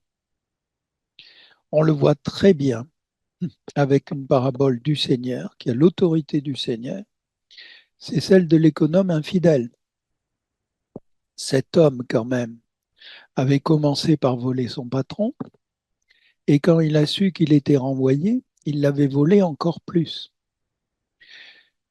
On ne peut pas approuver cela. Et le Seigneur n'a pas voulu aborder cette question dans la parabole. La question qu'il a abordée, c'est la question de la prudence par rapport à l'avenir. Et être prudent par rapport à l'avenir, c'est se convertir, c'est venir à Christ. Donc, la parabole a une leçon. Et puis c'est tout. Alors maintenant, j'en viens à la question qui m'a été posée. Pourquoi dans Matthieu 24, la Bible fait mention de 5 vierges et 5 folles, 5 prudentes et 5 folles? Donc les 5 folles ne sont pas admises dans le royaume des cieux alors qu'elles ont toutes reçu l'Esprit de Dieu. Ben oui, quand on regardait les 10 jeunes filles, elles avaient toutes une lampe allumée, enfin au début de l'histoire, hein, parce qu'après, il y en a qui se sont éteintes et qui n'ont pas pu être rallumées. Alors, quand on regarde le texte dit qu'il y a des vierges prudentes et des vierges folles. La prudence, c'est d'avoir une fiole d'huile, d'avoir vraiment la quantité d'huile, d'avoir ce que va représenter le Saint-Esprit, je sais bien, mais de l'avoir pleinement. Les vierges folles, elles étaient arrivées en attrapant une lampe et il n'y avait rien dedans. Ça a brûlé un instant et puis c'est tout. Et la folie aujourd'hui, c'est d'avoir l'apparence du salut. Je vais à l'église, je chante des cantiques, et puis en souriant parce que c'est rythmé, hein, ou autre chose, hein. Et puis ils sont assez sympathiques, ces chrétiens, hein. Quelquefois il y a une agape aussi sympathique, enfin, etc. Je viens là et je ne suis pas converti. Je n'ai pas le Saint-Esprit. C'est de la folie. Alors que être prudent, penser à l'avenir éternel, c'est avoir vraiment le Saint-Esprit. Et avoir le Saint-Esprit, ben, c'est avoir la vie. Si quelqu'un n'a pas l'Esprit, il n'est pas de Dieu. Romains 8. Je vous laisse chercher le verset.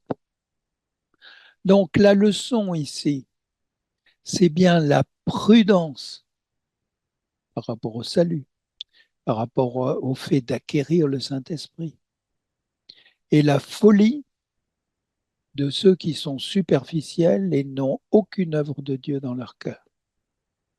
Et ce n'est pas du tout la doctrine du Saint-Esprit. Alors la doctrine du Saint-Esprit, on la trouve ailleurs. On la trouve dans Jean au chapitre 14, dans la bouche du Seigneur, quand il nous dit qu'il va nous envoyer le Saint-Esprit pour être avec vous éternellement. Donc, quelqu'un qui a eu le Saint-Esprit et qui l'a plus, ça existait dans l'Ancien Testament, mais dans le Nouveau, ça ne marche pas. Une fois qu'on a le Saint-Esprit, on a la vie nouvelle et c'est pour l'éternité. Et ça, vous ne le trouvez pas dans la parabole. Il faut aller le chercher dans Jean 14, il faut aller le chercher dans Romains 8, il faut aller le chercher dans Éphésiens 13 pour savoir comment on reçoit le Saint-Esprit en croyant la parole. Il faut aller le chercher. Euh, il faut, oui, il faut aller le chercher dans tous ces passages qui parlent du Saint-Esprit dans les épîtres. Mais on ne peut pas utiliser une parabole pour en tirer des leçons doctrinales. J'espère que j'ai été clair.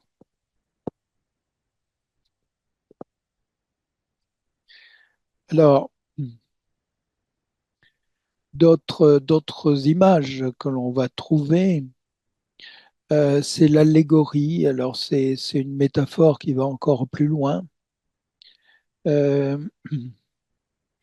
pour, on pousse la métaphore pour faire comprendre. Dans Genèse 49, là, les bénédictions patriarcales de ce chapitre, Judas est un jeune lion. Donc voilà, on va rapprocher les deux idées, la personne de Judas et le lion pour aller plus loin.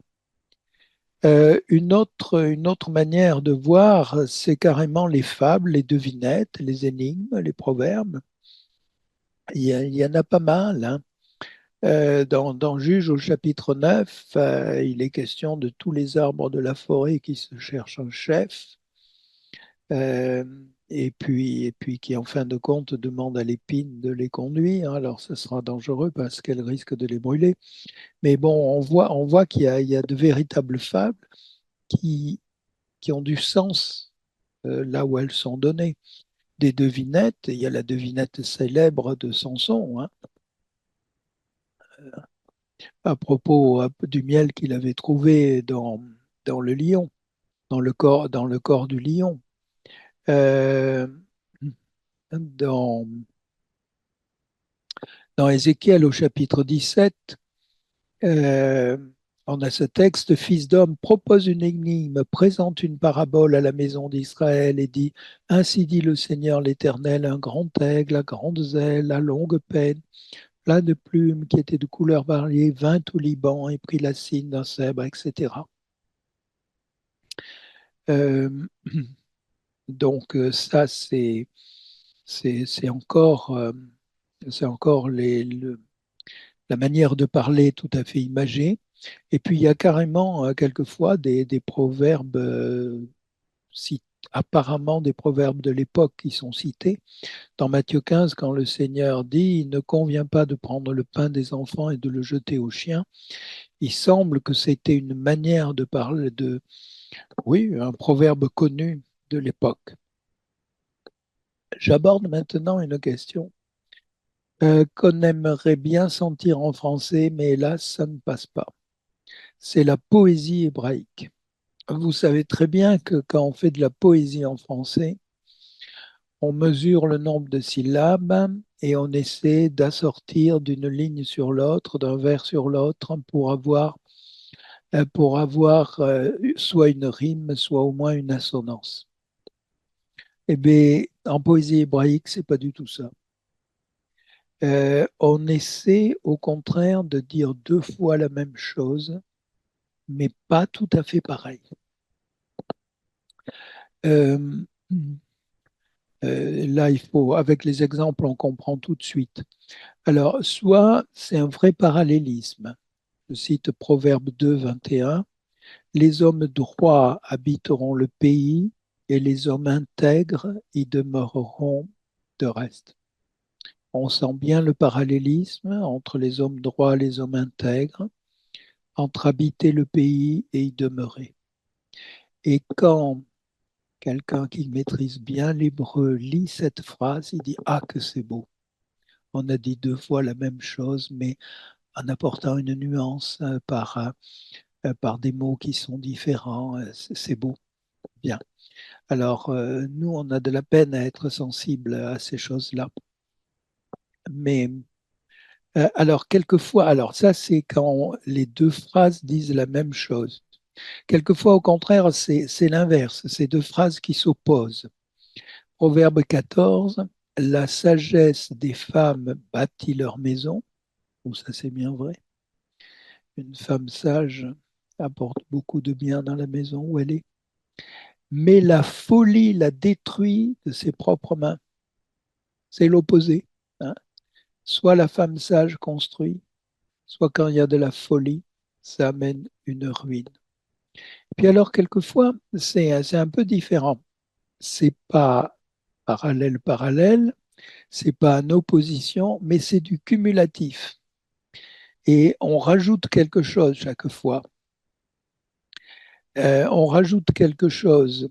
Par exemple, chercher l'éternel tandis qu'on le trouve, invoquez-le pendant qu'il est proche. Proche, c'est plus que trouver, on ne sait pas trop où, hein. Que le méchant abandonne sa voie, l'homme inique ses pensées, qui retourne à l'Éternel, il aura compassion de lui et à notre Dieu, car il pardonne abondamment.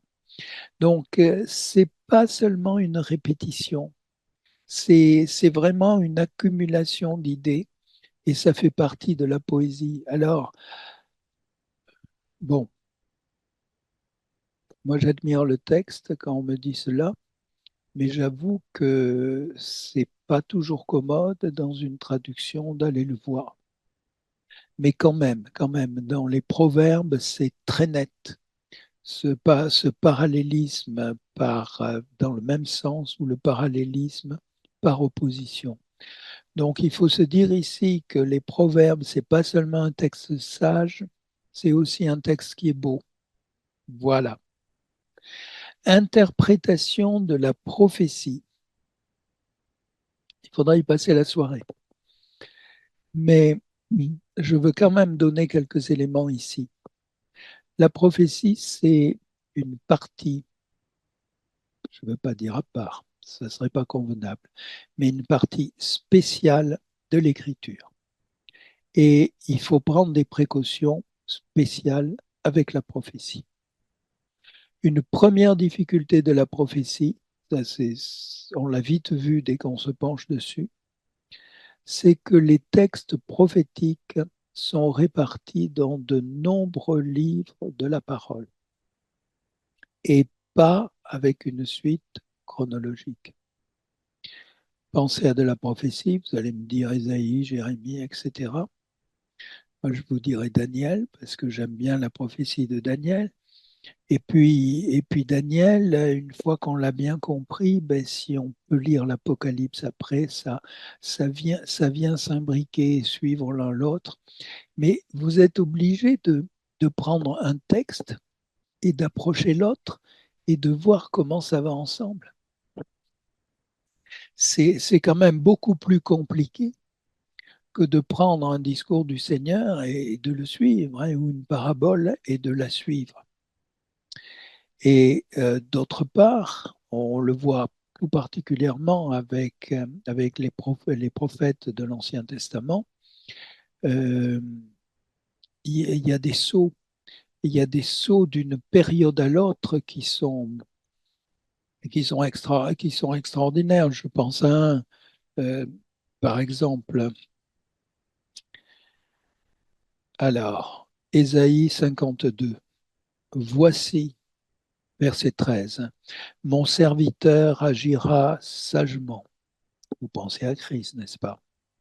Il sera exalté, élevé, passé très haut. Là, la gloire de Christ. Beaucoup ont été stupéfaits en te voyant tellement son visage était défait, plus que celui d'aucun homme et sa forme plus que celle d'aucun fils d'homme. C'est la même personne? Ah oui, mais à un autre moment. Et le texte est passé comme ça, d'un verset à l'autre, d'une période à une autre période. Et quand on se penche sur la prophétie, ben, il faut en tenir compte. Il faut en tenir compte et ça complique les choses. Alors, une autre difficulté de la prophétie, et elle est fondamentale, c'est qu'il faut tenir compte de l'ensemble de la prophétie. Alors vous allez me dire, j'arrive pas à tout étudier à la fois, bien sûr.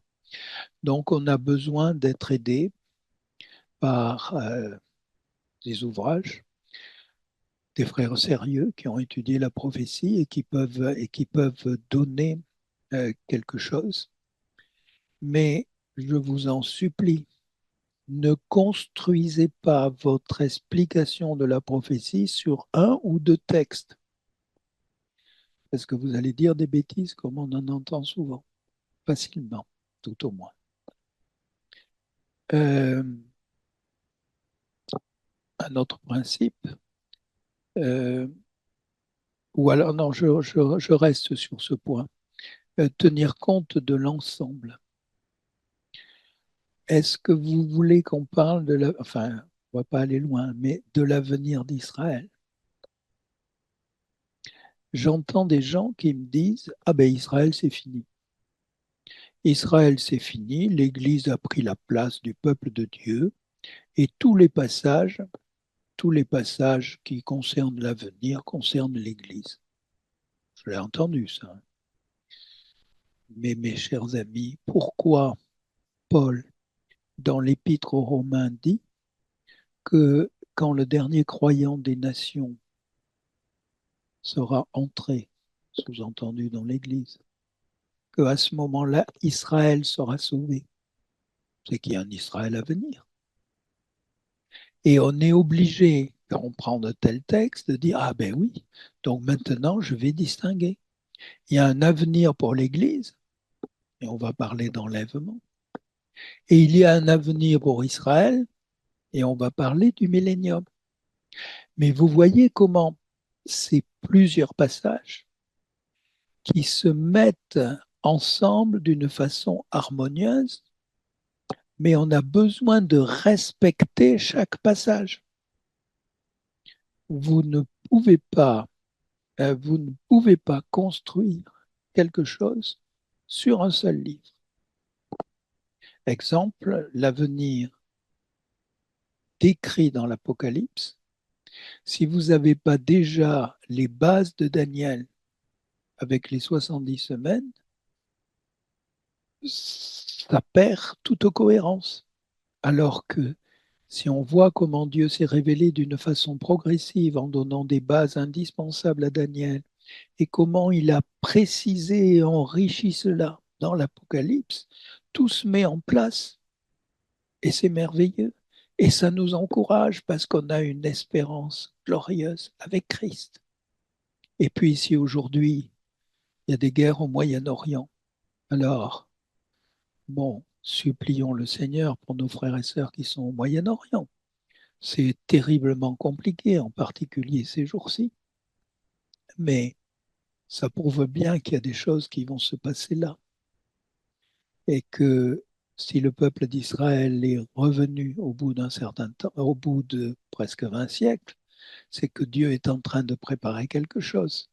Alors, je ne suis pas en train de vous dire que le peuple d'Israël d'aujourd'hui, c'est le peuple d'Israël du millénium, hein, pas du tout. On est dans Ézéchiel où il y a des eaux qui commencent à remuer et à faire du bruit, mais quand la vie de Dieu sera là, c'est à la fin du processus. Les eaux dans la vallée et qui vont jusqu'au peuple qui vit pour Dieu. Alors, je fais des allusions. Ceux qui ont étudié la prophétie doivent de comprendre ce que je dis. Peut-être que quelques-uns se demandent de quoi je parle là. Mais il y a de la prophétie. Et l'Écriture nous dit bienheureux celui qui lit et qui comprend. Ça, c'est le début de l'Apocalypse.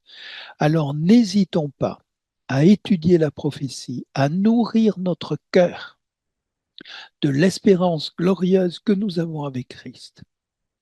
Et cela fera du bien pour chacun d'entre nous et fera du bien dans nos églises.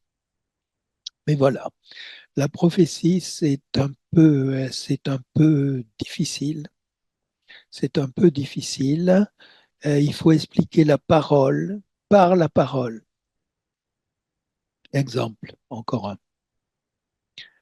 L'abomination de la désolation de Daniel, c'est quand, c'est quand les Romains sont passés par là-bas, c'est quand le peuple a souffert, je ne sais plus de quoi. Eh bien, le Seigneur dit, quand vous verrez l'abomination de la désolation dont il a parlé par Daniel le prophète, il en parle comme de quelque chose qui est à venir. Donc ça n'avait pas eu lieu au temps du Seigneur. Et après, les Romains ont détruit le temple, mais ils n'ont pas mis une idole dedans, ce qui est l'abomination de la désolation. Donc la, la prophétie de Daniel, elle reste à accomplir. Donc voilà, j'aime le sujet et j'en parlerai trop longuement peut-être, mais j'aimerais faire passer ce message. Aimer la prophétie, que Christ nous l'a donné pour notre encouragement. Il a voulu dire à ses esclaves les choses qui vont arriver. Je cite un verset là, c'est évident. Et la prophétie fait du bien au cœur et nous encourage. Et en particulier dans un monde qui quand même est compliqué. Hein. Pourquoi il y a autant de guerre, d'incivilité, de méchanceté dans ce monde? Il y a un jugement qui arrive. Mais Christ viendra pour juger. Mais il sera glorieux aussi. Et il sera glorifié dans les siens et on l'accompagnera à ce moment-là. Alors, j'aborde quelque chose de beaucoup plus facile maintenant, c'est le problème des citations. Les citations de l'Ancien Testament dans le Nouveau Testament sont différentes.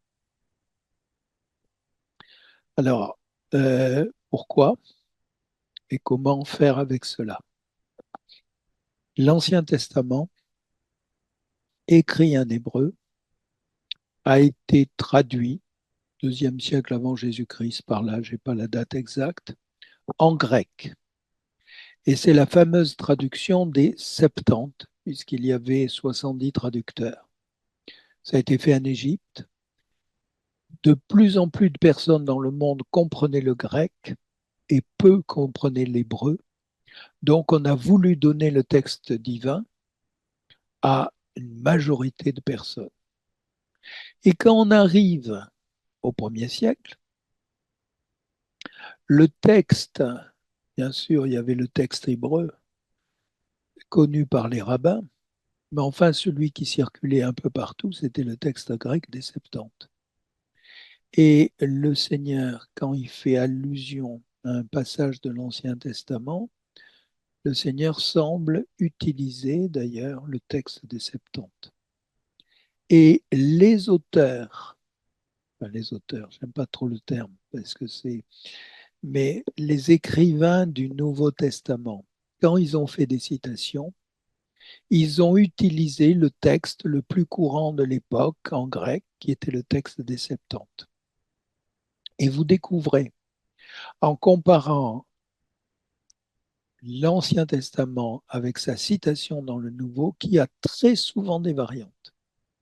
Eh bien, parce que les 70, les 70 traducteurs ont introduit de petites variantes, mais de petites variantes qui sont souvent intéressantes.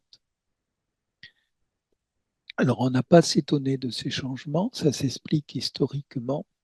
C'est pas grave puisque le Seigneur lui-même les acceptait, mais ça apporte quand même des choses intéressantes. Vous prenez Ésaïe 52, verset 7. Qu'ils sont beaux sur les montagnes les pieds de celui qui apporte de bonnes nouvelles. Citation dans Romains 10. Qu'ils sont beaux les pieds de ceux qui annoncent la paix, de ceux qui annoncent de bonnes nouvelles. On est passé de celui à ceux. Eh bien, spirituellement, c'est pas faux. Parce que Ésaïe devait absolument annoncer la venue de celui qui par excellence a apporté les nouvelles, Christ. Alors que dans Romains 10, c'est les disciples qui aujourd'hui, enfin je ne parle pas des 12 disciples, hein, mais nous tous comme disciples, c'est les disciples qui aujourd'hui apportent les bonnes nouvelles dans ce monde. Et il faut un pluriel, on est plusieurs. Vous voyez comment il y a une sagesse divine au travers de cela. Notre esprit cartésien, je reviens à mon introduction, serait un peu gêné parce que ce n'est pas la citation précise mot à mot.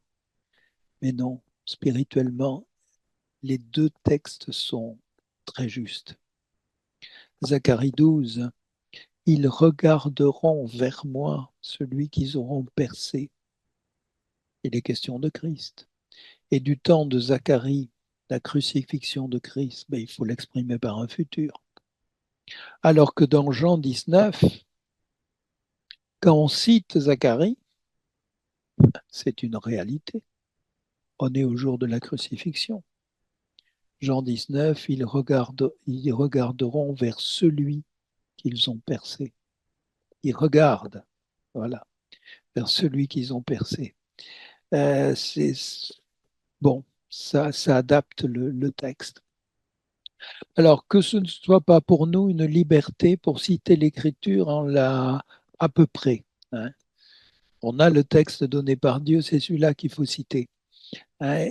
Mais dans l'histoire, Dieu a permis qu'il y ait des petits changements entre l'Ancien Testament et le Nouveau. Alors moi, j'arrive un peu à la fin de ce que j'avais à vous dire, hein. Il y a encore quelques questions. Il y a différents livres qui peuvent vous aider, notamment le livre d'Alfred Kuhn. Il a Comment interpréter la Bible, je crois qu'il est encore diffusé. Et ceux qui voudront revenir sur le sujet, ils trouveront beaucoup de choses. Moi-même, je m'en suis expiré, je m'en suis inspiré. Ce que j'aimerais vous dire, c'est que ma prière pour vous, c'est que le résultat de ces moments, ce soit deux choses. D'abord, comme une capacité renforcée. Vous aviez déjà la capacité, mais renforcée pour exposer droitement la parole de Dieu. C'est ce que Paul disait à Timothée, hein. Présente-toi devant Dieu comme un ouvrier fidèle qui expose avec droiture la parole de la vérité. Que chacun d'entre nous, Dieu nous donne de bien saisir sa parole et en la saisissant bien, de la transmettre bien. C'est la préoccupation qu'il y avait dans la question sur ceux qui sont entourés de gens qui n'acceptent pas certaines parties de la vérité, hein. Mais que Dieu place dans nos cœurs ce désir d'être conforme à l'Écriture, bien la saisir pour bien la transmettre. Et puis, bon, le premier point, c'était pour le service, le deuxième, c'est pour chacun d'entre nous. Je pense à Jérémie. Tes paroles se sont-elles trouvées? Je les ai mangées et elles ont été l'allégresse et la joie de mon cœur.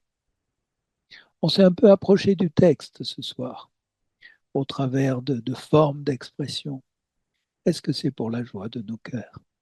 Alors bien sûr, la joie du salut, la joie des perfections de Christ, c'est ce qui est au-dessus de tout. Mais si chacun d'entre nous ce soir, on a été un peu plus près du texte, ça nous aidera à mieux connaître Christ, à mieux vivre pour lui. Que ce texte que nous avons pu effleurer ensemble soit pour l'allégresse et la joie de chacun de nos cœurs. Alors, Claude-Henri, il y a des questions?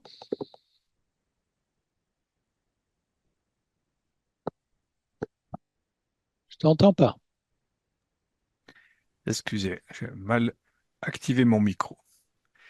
Alors oui, nous avons des questions. Une question d'interprétation de texte quand la Bible paraît présenter une différence entre deux passages. Et je pense que c'est important de passer un petit moment sur cette question. L'auditeur nous cite deux passages de l'Ancien Testament, 2 Samuel 24, verset 1 et 1 Chronique 21, verset 1. Une petite erreur dans la référence. C'est un passage où le roi David, va faire un dénombrement du peuple et va être puni par Dieu. Et dans le premier passage, il nous est dit que Dieu excita David en le poussant à faire le dénombrement. Donc ça, c'est dans 2 Samuel 24, verset 1, et dans 1 Chronique 21, verset 1, il nous est dit que c'est Satan qui se leva contre Israël et il excita David. Alors l'auditeur nous demande pourquoi il y a cette différence. Différence, oui. Contradiction, je pense pas. Euh, bon, je pense qu'à la fois, Satan était derrière ça. C'est à peu près sûr. Satan voulait troubler. Et puis, d'une façon ou d'une autre, il a amené David à penser à ce dénombrement. Hein. C'était par des conseils, de mauvais conseils, je ne sais pas. Et Mhm. puis, en même temps, Dieu a permis qu'il y ait une épreuve pour David. Et il a laissé faire, comme si c'était lui qui donnait l'autorisation. Alors, voilà, c'est ce qu'exprime de Samuel. Je ne vois pas du tout de contradiction entre les deux. Mais ça nous montre une chose, que dans bien des choses qui se passent, il y a à la fois la présence de Satan et la présence de Dieu. C'est très solennel. Dans nos décisions, Satan aimerait bien nous troubler, personnellement, et puis en Église aussi. Hein.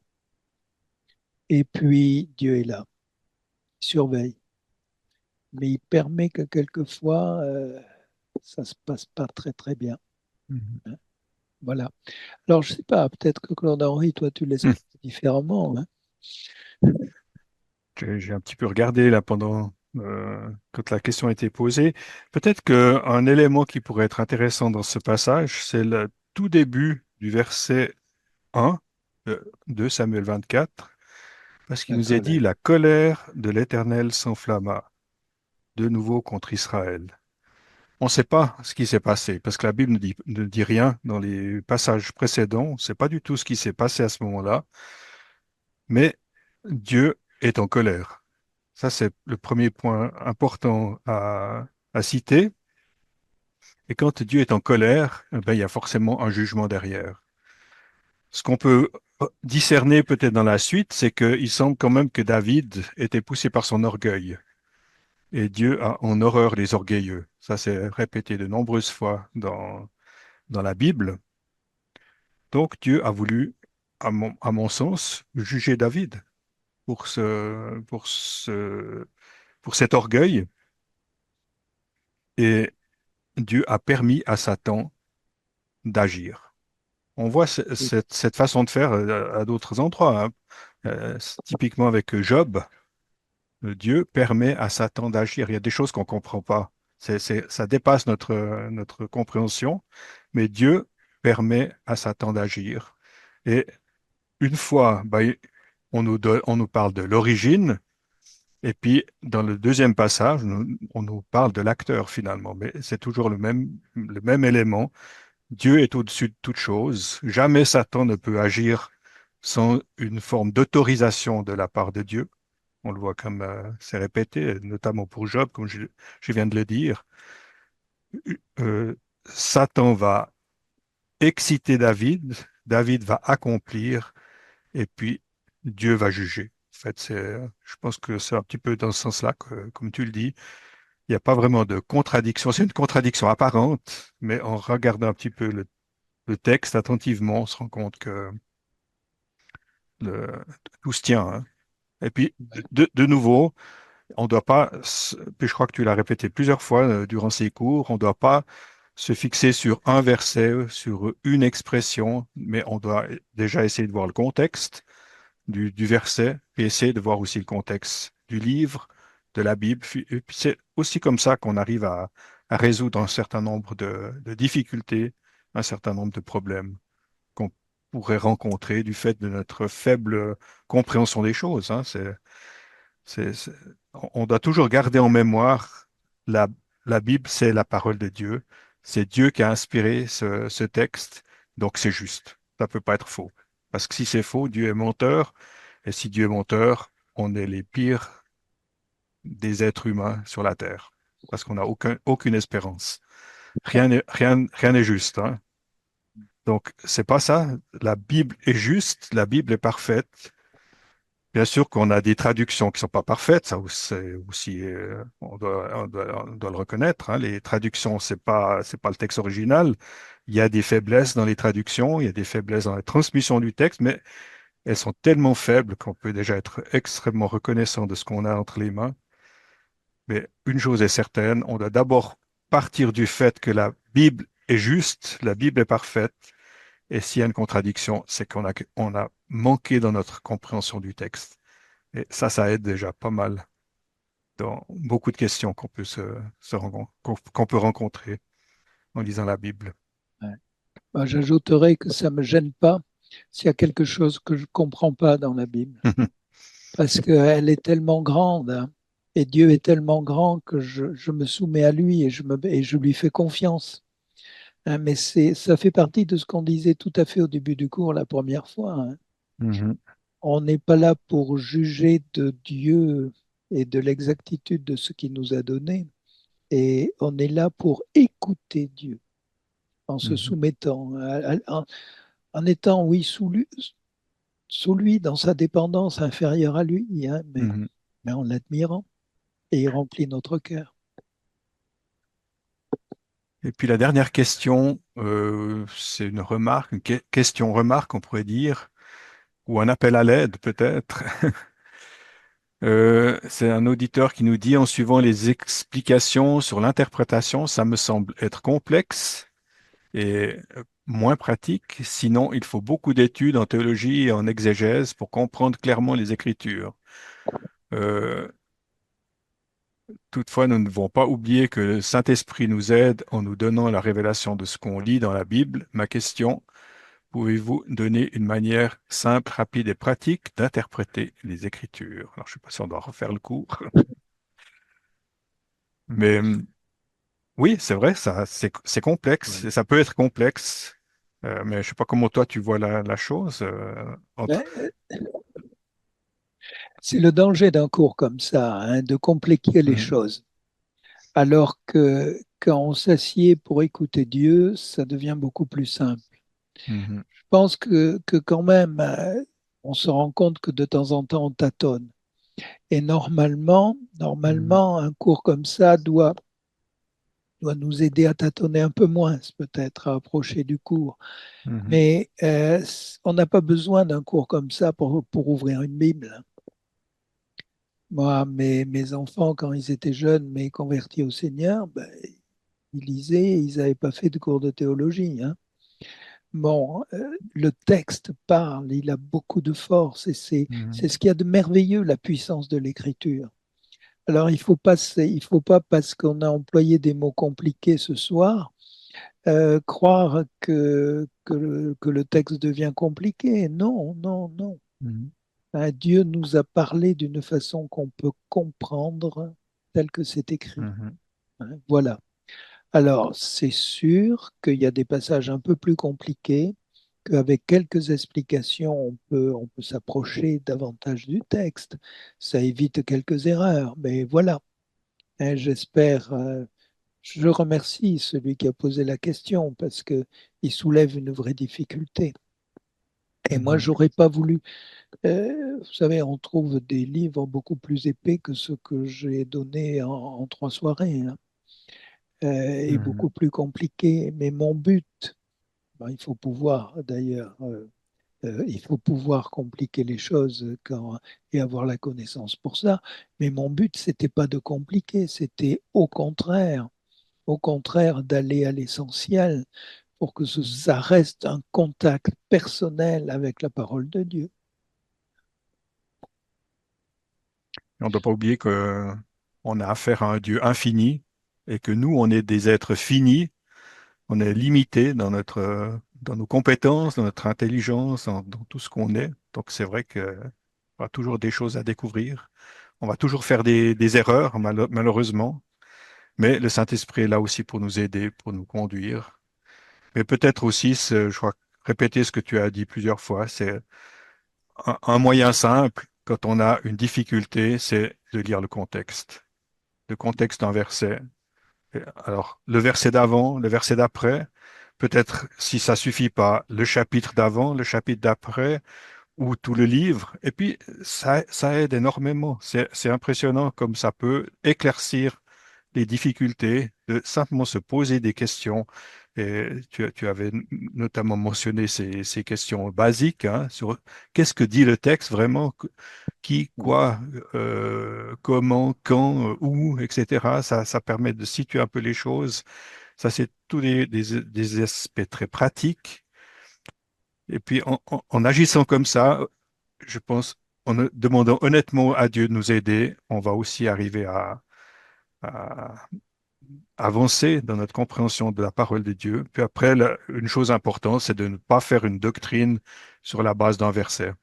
Ça, malheureusement, les hommes l'ont souvent fait en n'utilisant qu'un seul verset ou des fois même un demi-verset, et faire toute une doctrine là-dessus. Là, on est sûr de se tromper, de partir dans la mauvaise direction. Il faut vraiment essayer de comprendre dans l'ensemble de la révélation ce que Dieu nous dit pour essayer de corriger nos erreurs et nos erreurs de compréhension. Est-ce que je peux lire un verset? Oui. Dans Deutéronome 29, le dernier verset, Deutéronome 29, 29. Mhm. Les choses cachées sont à l'Éternel notre Dieu. Mhm. Ça, c'est la grandeur de Dieu. Et ça veut dire que de temps en temps, il y a un verset que je ne comprends pas. Mhm. C'est pas un problème en soi. Mhm. Dieu est grand et j'atteins pas son niveau. Mhm. Les choses cachées sont à l'Éternel notre Dieu. Les choses révélées sont à nous et à nos fils, toujours. Mhm. Alors, ce qui est révélé, ce que Dieu nous a expliqué, ce qu'on a pu comprendre, alors ça, c'est pour nous. Et pour le partager, puisque c'est les fils aussi, hein. Importance de la Mhm. lecture de Mhm. famille au passage, hein. Bon, mais à toujours afin que nous pratiquions toutes les choses de cette loi, Mhm. afin de le vivre. Il y a ce que j'ai pas compris, parce que Dieu est beaucoup plus grand que moi. Mais il y a ce que il m'a fait comprendre, ce que j'ai compris, Mhm. et ça, c'est pour le vivre, hein. Mhm. Il y a une action derrière, il y a une vie avec Christ. Et, et c'est ça, en fin de compte, lire la parole de Dieu, hein. Mhm. Alors voilà, on arrive à la fin avec un compliment d'un frère qui a un très beau prénom, puisque c'est Grâce. Donc le frère Grâce de Congo-Brazzaville remercie pour l'enseignement. Il dit qu'il est très édifié. Que Dieu vous bénisse. Alors sur ces paroles, est-ce que tu voudrais terminer par la prière? Et puis après, j'aurai Oui. encore une information à vous donner. Notre Dieu, c'est vraiment un privilège pour nous que tu aies parlé. Tu as parlé à Moïse, tu as parlé aux prophètes, tu nous as parlé en Jésus, et tu as fait confirmer cela par les apôtres. Alors, nous sommes émerveillés devant l'étendue de ta révélation, et nous sommes émerveillés en même temps de toi-même, notre Dieu, par ta sagesse, par ton amour, par la grâce qui a fait que Christ s'est anéanti pour venir près de nous, pour être notre sauveur. Et puis tu as un projet pour nous, un avenir glorieux avec Christ, notre Dieu. Quelle grandeur en toi-même et dans ta révélation. Alors ce soir ensemble, dans différents continents, mais ensemble, nous pouvons vraiment te dire merci et te dire gloire à toi pour ce que tu as fait en salut, ce que tu as fait en révélation, ce que tu fais chaque jour en puissance dans nos vies. Oh notre Dieu, c'est un privilège d'être dans ta main. Nous rendons grâce ensemble pour tout ce que tu as fait, pour tout ce que tu es. Au nom de Jésus-Christ. Amen. Amen. Alors voilà pour la suite de ces formations. Donc je rappelle à ceux qui sont connectés peut-être un peu plus tard que Kimo n'a pas pu être avec nous parce qu'il se trouve actuellement à Kisangani, dans le nord du Congo, RDC, et que malheureusement, suite aux nombreuses pannes électriques, problèmes de réseau Internet, la connexion était impossible. Mais il m'a demandé de vous communiquer en fait la suite de ces formations et je vous l'affiche ainsi sur l'écran. Euh, donc le prochain cours que Kimo va organiser, ça sera sur le livre de Jonas, le prophète Jonas, qui est bien connu avec l'épisode du gros poisson, mais on se rend peut-être un peu moins compte que Jonas était en fait le premier missionnaire de la Bible. Hein. C'est la première fois qu'un prophète va dans un pays étranger pour parler de Dieu. Donc il y a aussi un certain nombre d'enseignements intéressants avec ce prophète. Et donc c'est Kimo qui va prendre en charge ce cours. Donc vous avez les dates, le 29 octobre et le 12 novembre. Vous serez informé par un email, mais notez déjà ces dates pour ce prochain cours. Et cette fois, Kimo sera en Suisse, donc a priori, ça devrait fonctionner au niveau de la technique. Alors, on vous remercie de participer à cette suite de cours, de nous avoir accompagnés dans cette découverte sur l'interprétation de la Bible. Merci beaucoup à Élie d'avoir mis du temps de côté aussi pour préparer ce cours, pour le donner aussi. C'est pas facile de parler quand on voit pas les auditeurs. Hein. Merci d'avoir euh, eu le courage de te lancer là-dedans. Et on te souhaite une bonne suite aussi pour toi-même. Et on vous souhaite à vous-même une bonne fin de semaine. Et on vous donne rendez-vous pour une bonne soirée à toi, Ellie, et à vous tous. Voilà, bonsoir à chacun.